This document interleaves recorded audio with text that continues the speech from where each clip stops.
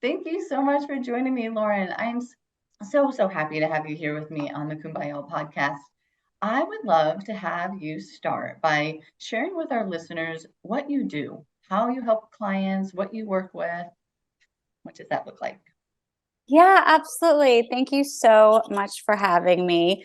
I feel like when we met, we were just like instantly like kindred spirits. So I'm so excited to talk with you in this platform and your listeners and everything. So what I do is really help people get to know themselves better, learn more about themselves, accept themselves more, love themselves more, really step into a life that is more authentic, that is hopefully feels more free and more fulfilling, and yeah, just more joyful, breaking away from a lot of the external conditions that we've sort of accepted, a lot of the limiting beliefs that are just running behind the scenes. And yeah, and I use a bunch of different modalities to help people, feel empowered and know more about themselves. Yeah. Can you go into a little bit? There's so many questions there. I'm like, oh, limiting beliefs and what people expect of us. Oh, hello. Let's definitely get Yes. into that. Yeah. Especially as moms and parents. Oh my gosh. But truly as daughters and sisters and friends, and there's just, yeah, that's a good topic. But can you go into a little bit about what the different modalities are? Like, so how do you help people discover, and maybe we should even back up there and say, okay, what is a limiting belief, right? How do we figure out what that limiting belief is in us, and how do you help people? What are some of the ways that you can help people? Yeah, so I do a few different modalities, as I mentioned. One of them is called human design, which your audience may or may not be familiar with. And it's basically a really interesting modality that is sort of a hybrid of like mystical and magical and astrology and the I Ching and the chakra system, and then also very much grounded in like a practical way in which you show up energetically. Mhm. And so, knowing more about your human design can really help you understand how your energy works every day, how you are meant to make decisions, how it's best for you to navigate opportunities and really feel aligned. It helps people find out what they're best at, what they're naturally good at. It can help lead people to more understanding of their purpose and also areas in their energy where they are more susceptible to sort of that external conditioning, Mhm. because according to human design there's these 9 different energy centers, and each center has sort of like a biological and also emotional energetic component to it. So if there's areas where we are open, that means we're really here to receive and experience and sample energy from other people, which is so exciting and fun and really like an area where we're here to grow and experience things. But that also means, because it's not a very like consistent defined way that we see things, we can be susceptible to other people and sort of be molded and maybe take on their energy and their feelings. And so it's just this really cool modality. So that's one thing that I use. And I also do Reiki, and I also am an intuitive guide, meaning I connect in on a deeper, wider level to people's energy, whether that be through earth wisdom. I've been super into that lately, and really just like connecting in with plant wisdom and spirit guides and all the stuff. Oh, yeah, that's amazing. That is so incredible. And so what have you seen with working even with like that the human design, or with all of it really, where you said how like finding out where your energy is coming from, finding out your human design, frankly, what are some of the benefits that could come from finding that out? I mean, would it make you a better parent? Would it make you, I mean, Yeah, it makes you a better human in so many ways. First of all, just understanding who you are energetically. So there's 5 different energy types, and mine is what's called a manifesting generator. So the manifesting generator is sort of this like energy hummingbird, I call it. These are the people that are multi-passionate. They are interested in so many different things. They have all the different passions, all the different projects, all the different things that they love. And so for them, feeling like they're supposed to find one thing in life and stick with it is completely counter to how they're meant to live in the world. And because their energy is fluctuating, they are meant to pivot. They are meant to change their mind. They are meant to keep transforming and evolving and not even know where the thing is going to take them, but just to follow what they love and sort of not follow a specific model of what it looks like to be successful or what it looks like to have, a specific type of career or family or friendship. They're really just meant to let their energy ebb and flow, but not knowing that you can see one model in the world and then spend a lot of time feeling bad about yourself, feeling like you're flawed, you're broken, like why can't I just find the one thing, or how come I loved this and now I don't love it anymore, and like sort of all those like self-critique and judgment that we put on ourselves, when all you're supposed to be doing is saying yes to the things that are exciting to you and not put on all that conditioning. So that's just like one small example. yeah. I'm curious if you could run down the other energy types, just kind of so that Yeah. the listeners may be able to say, oh, maybe I'm that one or I'm that. Yeah, so the manifesting generators, that multi-passionate, all the balls in the air person. The generator is also a very energetic, creative sort of like powerhouse. More likely to have fewer passions, but like really just like be like a pro at them. Be like you're amazing at pottery and you just keep working at it all your life. Or you're somebody that likes to write, like you identify more with like 1 or 2, maybe 5 specific like roles or passions in your life, but like a ton of energy, like super magnetic. There is the projector. And so the projector is more of this like guide, mentor, really good at like logistics and operations and sort of seeing things from this bird's eye perspective and like making improvements and corrections and sort of helping guide people and lead people in that way. And then there is the manifester, who is really here to like start things. Like they're like this big, like, energy push to get things going, innovative, maybe a little bit polarizing, not meant to follow through and do all the work, but more meant to be like, I have this idea. This is what I'm thinking about. I want to start this. I'm going to innovate it. I'm going to come up with it. And then they're meant to move on to the next thing. And then there is the reflector, which is the rarest energy type. That's only 1% of the population. And they are really here as a complete chameleon. They are completely open. So their energy is changing all the time, depending on who they're with. And they're really here to be a reflection of the health of their community and their tribe. And so yeah, they have a really interesting role and way of living.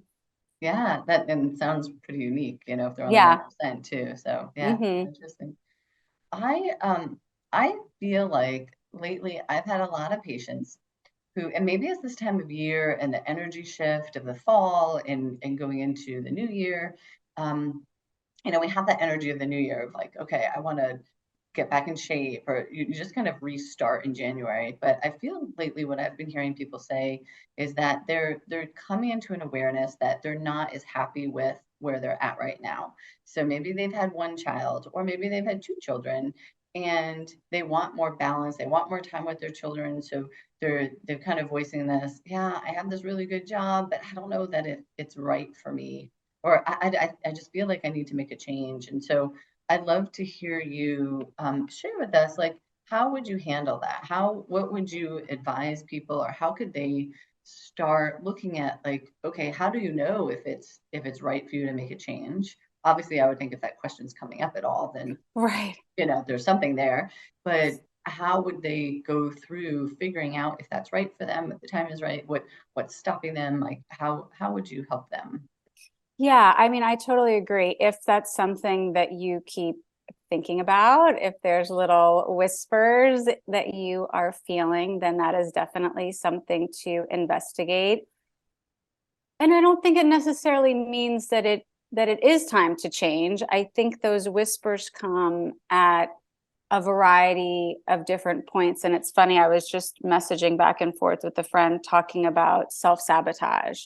Oh, And I think that that's something that is important to consider. Like, is everything actually just going okay? And now it feels uncomfortable. And so are you looking to sort of like blow things up a little bit? Speaking from experience. yeah. So I do think that that's something, to consider. But I do think that people are waking up to no longer wanting to just do things the way that they've always done them. Maybe this dream life that they thought that they were pursuing or they thought that they had no longer fits them. People's values change, people's priorities change, people's interests and passions, and all of our life experience is just sort of, if you're open to it and you allow it, is really sort of here to help you continue to grow and find the next right move for you. So I would definitely, that's so funny because I feel like that 100% is coming up for people all around me as well. I think knowing more about who you are, what truly lights you up, what really brings you joy. And these are the things that, like, you don't have to post about. You don't have to be telling people about. You're Mhm. not doing it. And there's nothing wrong with, obviously, social and doing all the things. But I guess the point I'm making is that, like, there needs to be no outside validation for you Mhm. to feel good about this thing that you're doing. Like, you would just sit in a room and do it Yeah. because it feels good to you and because you're building that connection or that deeper relationship with yourself and feeling that joy in yourself without there being like a reason behind it, without somebody having to know about it or pay you for it or reward you for it. Or so those are things that I would help people look at and get to the root of. And also, there are so many of these external conditions that we see and we put ourselves under, whether it be the way that we were raised or the school community that we're in or our marriages or friendships or other places where you look around and you feel like you don't want to be the odd man out. You Mhm. feel like you don't want to be left behind. Everybody's like pushing for this goal or trying to get that house or growing in their career or whatever it is that you feel like, well, if I don't keep pursuing this, then I'm going to be left out. But I feel like there is this sense of like, what is it all for? Like, what are you striving for, and why are you really striving for that thing, if it is a thing, versus like, are you just looking for peace or contentment or joy? And you can't push your way into those feelings. Those feelings come from doing the things day in and day out that give you that feeling. Mhm. And it takes a process to like unpack and like get to that, because so many of us just have like layers of muck on top of us that, like, I have so many clients that I work with that are like, I don't even know what makes me happy. Yes. I Yes. don't even know what feels good to me because it's been so long since I've approached it from, the way that I'm just saying. It's like, I'm doing this for my husband, I'm doing this for my kids, I'm doing this for my parents, my friend asked me to do that. And it's like, you have all of the shoulds and all the obligations, and then all of a sudden you have a free day, Yeah. and you feel guilty about anything that you want to do. You're exhausted, so you don't even spend time doing the thing that you want to do. And yeah, so there's a lot. There's a lot there.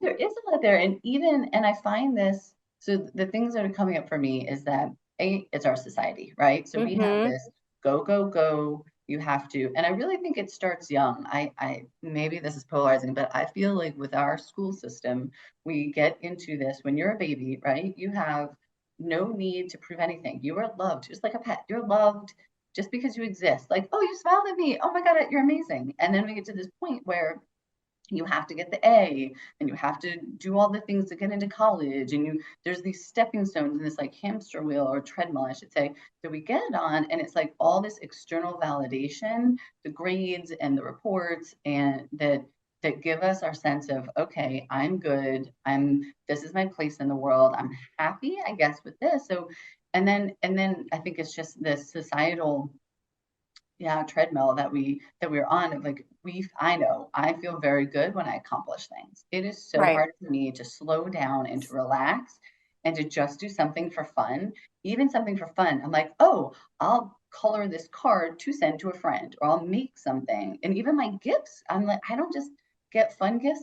And this is my whole family, we get gifts that are useful, and it's something someone would really like, and maybe a little nicer than what they'd buy themselves, but it still has a purpose. Just something just Yeah. to enjoy is really novelty and is really hard for me to step into. But so I think we have that. And then, I think with, like you said, those expectations, right? So we kind of get into this, okay, my kids are going here, I do this for my husband. And even the time we have for our self-care, is it really something you're choosing because you've taken the time to look within, or to be quiet, or to feel in your body, wow, I love it when I go dancing, so I'm going to take a dancing class? Or are you just going to do the Pilates class that your group of friends is all doing, but you really secretly hate it, or you're tired of it, you're bored of it, but it's like, oh, and that's your self-care. So you feel good you're doing your self-care, but it really is it driven from within, right? I mean, Yeah, absolutely. how do you help people? And I know with my practice, when you come to pelvic physical therapy, I'm continually asking people to pause, to just pause. And really what we know with the pelvic floor is it responds to your brain and frankly, your thoughts. So even if you are like, ho hum, everything's great, and I tell my patients, even if you're not stressed, you're not worried, you're just really super successful and responsible and busy, your pelvic floor is just continually tight. And we know it just doesn't function well if it doesn't relax as well as contract. So throughout the day, what I find is by having people check in with their body and do some breathing and relax into their pelvic floor, their whole body just works better. Everything just kind of like comes into like sinks into place, or clicks into place, and it helps exponentially. So I would imagine that working with you, there's got to be some of that time. We just have to carve out some time to maybe have some self-reflection. I'm curious as to what you recommend people do. Like how do we figure these things out and find out what is coming from within and what is something else that's just been conditioned and has been so subconscious that we don't even know to question it, right? Yeah, absolutely. I mean, I am a huge proponent of quiet time, which I know for a lot of people is the scariest thing they can imagine, is to just sit without any noise.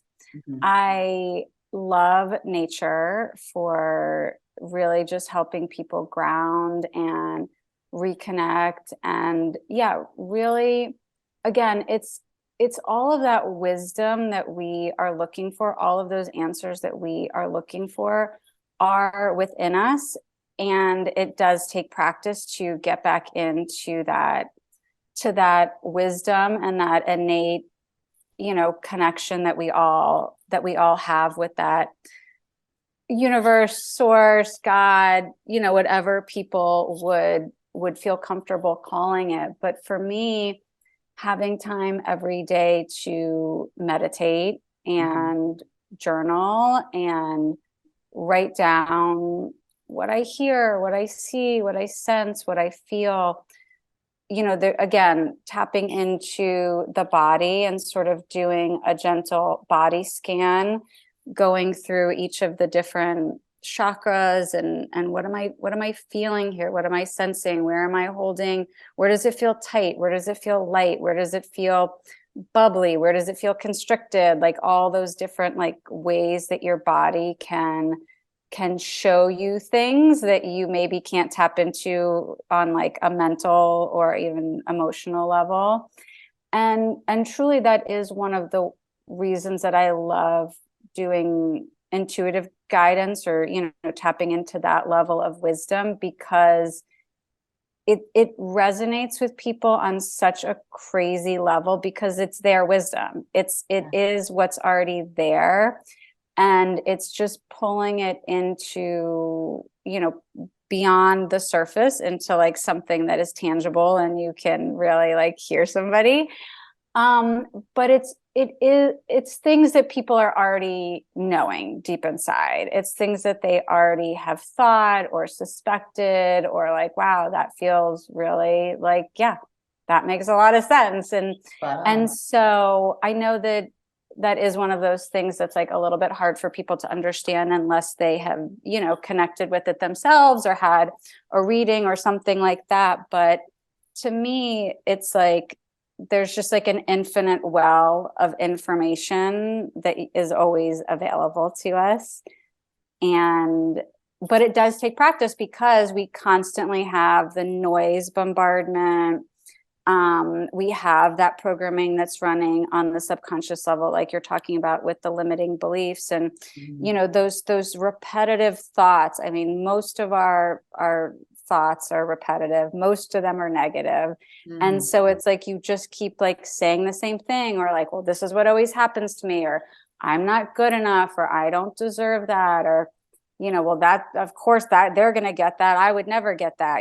These just like thought processes that you just like keep circling around over and over again.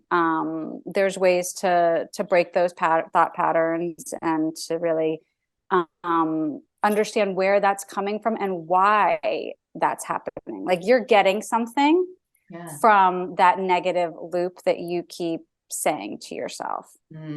Yes.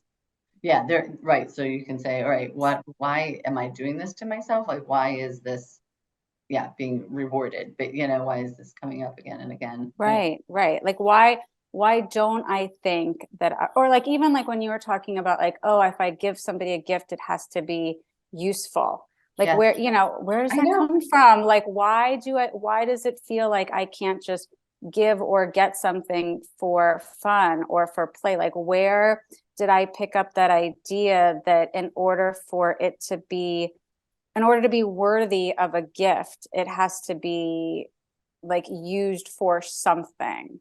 Right. Like that, there's like a worthiness piece there that, to like Absolutely. explore. Yeah. Absolutely. Which I think is very common. It's like, I think a lot of times it goes back to, we feel like we are not enough. Yeah. And we have to prove this worthiness. We have to prove whatever or accomplish something to be worthy. And I don't know where that comes from. I don't know whether it's schooling or just parenting or how we were raised. I mean, I had two very loving parents. I don't know that.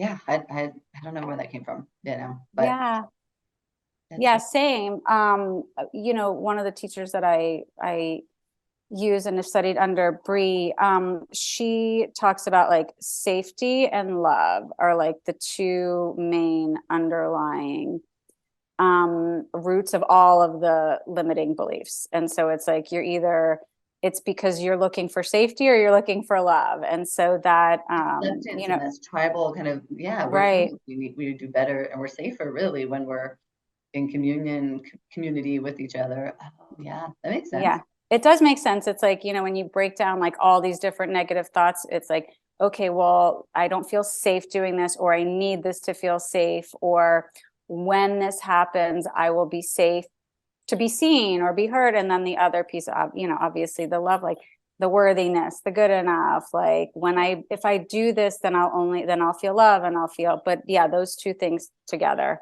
Yeah. So I'm curious because you said meditate, and personally I've learned a lot of different ways to meditate. So I'm just curious in your practice because I heard you say, okay, go into nature, and I totally resonate with that. Like getting into nature is amazing physiologically, just mentally, for so many reasons. But then getting quiet, physically, like literally getting without sound around and trying to quiet your mind. So I think that's where a lot of these thoughts come up when we're in the shower and you're just really not talking to someone and you're quiet with your thoughts. But when you said meditate, what does that look like for you, if you're willing to share right now? Yeah. And again, this is like over, a period of 20 plus years that I've worked on creating a meditation practice before I finally felt like, oh, I can sit and meditate. But I've done everything. I've done like a 1 day silent meditation. I've done online meditation programs, Insight Timer. I've done meditations that are guided, meditations that are just to music. I love like a shamanic drumming is like so beautiful. And like, or sometimes I'll just like be working and I'm like, ooh, what do I need? I'm like, okay, I really want to like, my sacral chakra. And I just like look at Insight Timer, like sacral chakra. And there's all these like binaural beats, which are sort of like music that is like at a level that's supposed to activate different, of your chakras. And I have done like Ziva meditation, which is like an online program. I read her book. Oh yeah. Less and accomplish more, right? I have done I love breath work, which is like a sort of next level really like get into your subconscious, because there's this like 3-part breathing thing. I mean, as I'm a manifesting generator, so I have done it all. There we go. That's a perfect life IRL example. But right now, basically what I do is I have a connection process where I will sit quietly. I like to just face the window. Like I have a little spot, which is great. If people listening can have a spot that is not cluttered and not your kitchen and not, loud or prone to, you looking around and being like, oh my God, I got to do those dishes. And I will just sort of breathe. Oh, I've also done this huge compassion training program, which had like a big meditative component to it. But just a couple nice deep breaths in and out. The thoughts are coming, sort of letting them pass through like the clouds, not attaching to the thought, in other words. So like, oh, I've got to do that. Oh, okay. I'm just going to let it go. Don't be like, oh my God, I'm the worst. I can't even sit for a minute without thinking about things. Like, you're not going to not think. You are going to think. The idea is to be like, okay, there's a thought.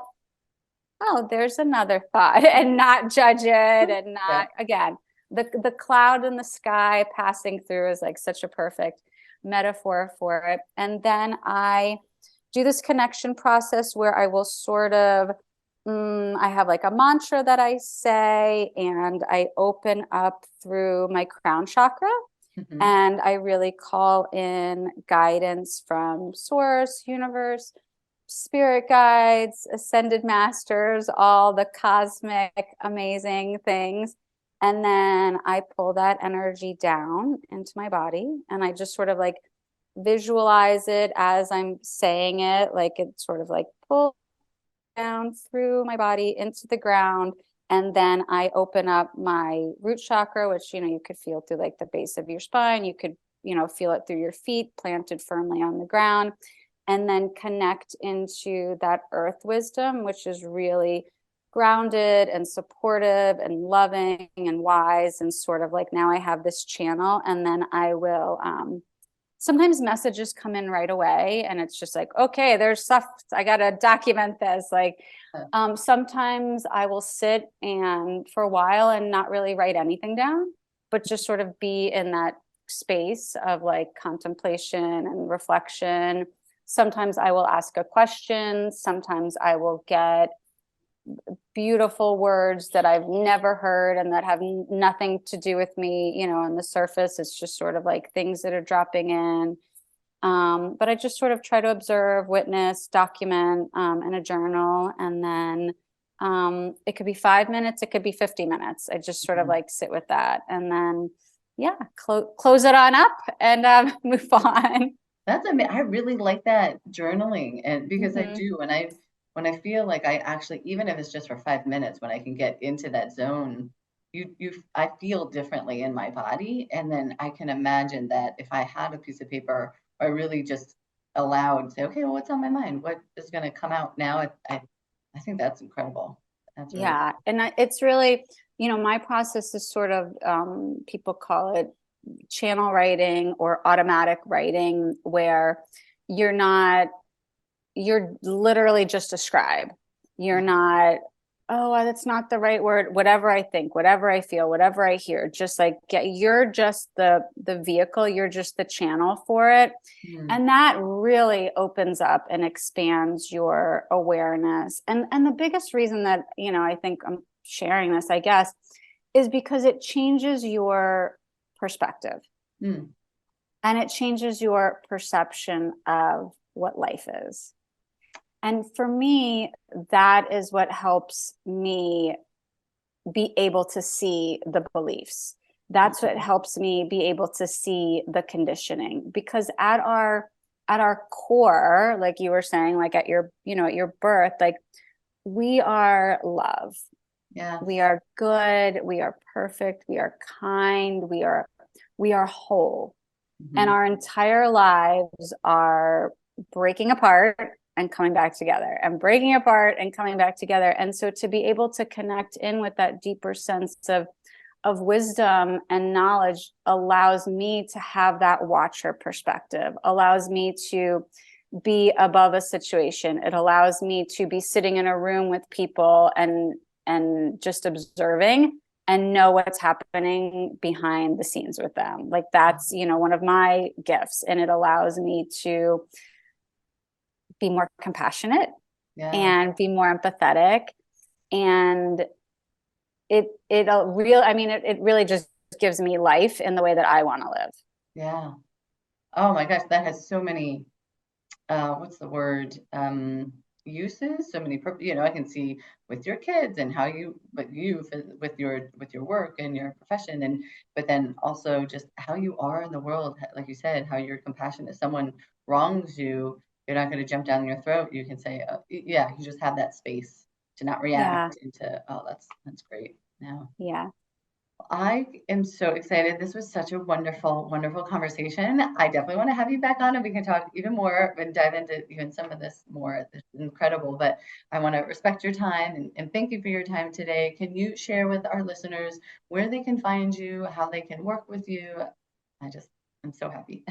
Oh, thank you. Yeah, it's been so wonderful speaking with you also and talking about things like that I think people are craving. They really are. They don't know where to start. It feels overwhelming. Like it's easy to like have the thought and push it away and just sort of continue on. But if it's something that you're considering, if you have been feeling unfulfilled, discontentment, like just this like bubbling sense of like, what am I doing? What is this all? What's happening? Yeah. Then I would love to chat with anybody. And my business is called Open to Alchemy.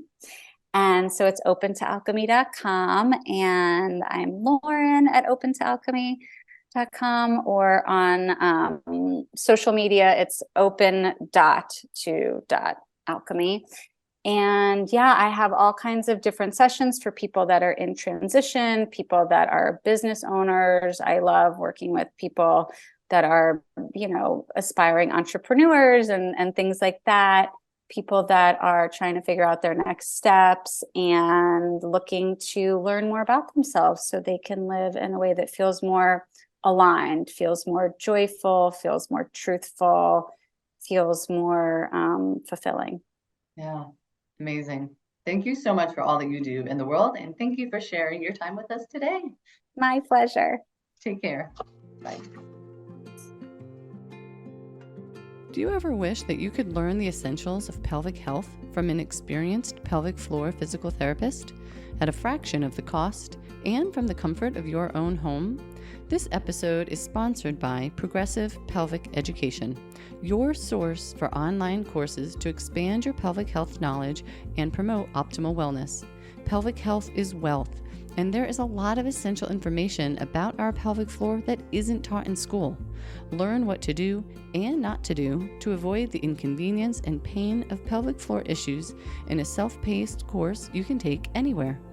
Visit progressivepelviceducation.com to get access today.